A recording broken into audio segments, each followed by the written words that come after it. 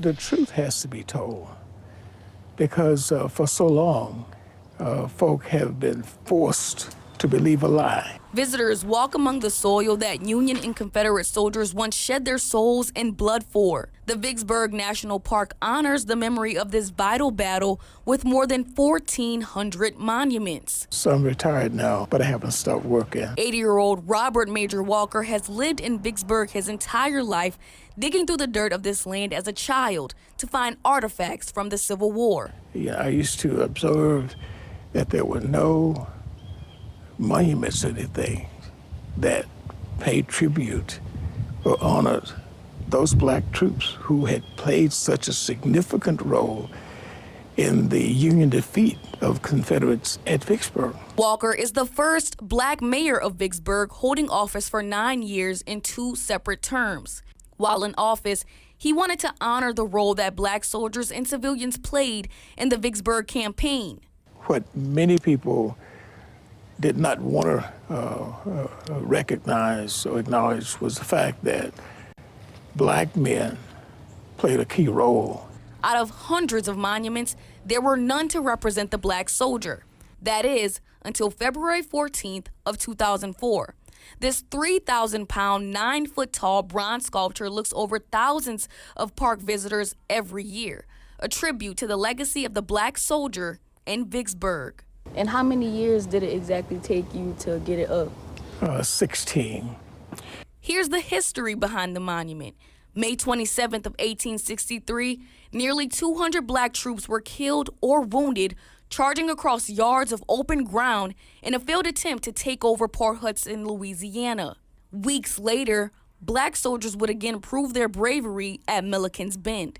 3 new regiments of black troops were ordered to guard a supply depot and a nearby hospital. Soon they came under attack by Confederate soldiers. The hastily trained and ill-equipped black troops resorted to using bayonets, clubs, and hand-to-hand combat. The outcome dispelled rumors that black troops could not fight back. Their victory in that battle had refuted the theory at the time that black folk would not fight, that they could not be good soldiers. But more importantly, that victory facilitated the defeat of Confederate troops at Vicksburg, which assured a Union victory in the South.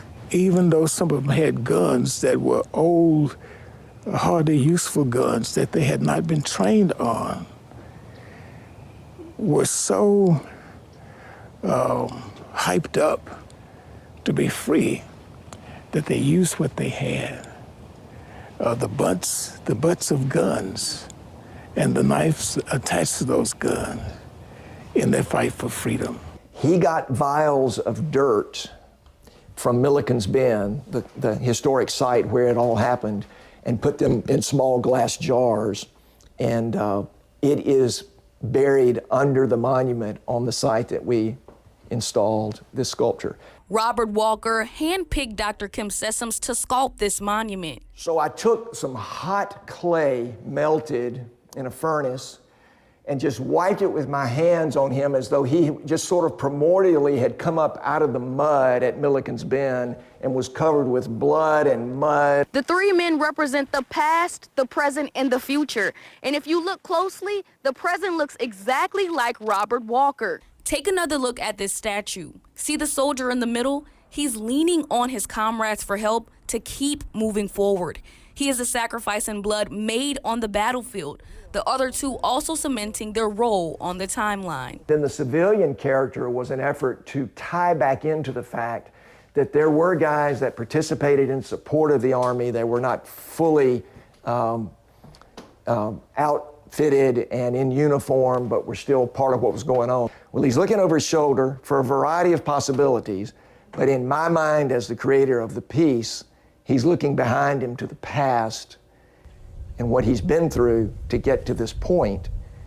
He, with the gun, is looking to the future. This monument stands as physical proof and a reminder that black soldiers played an instrumental role in gaining their own freedom. They were fighting for themselves, and they were fighting for their their wives, their children, and for their ancestors. It was significant. Brooklyn Joyner, 16 WAPT News.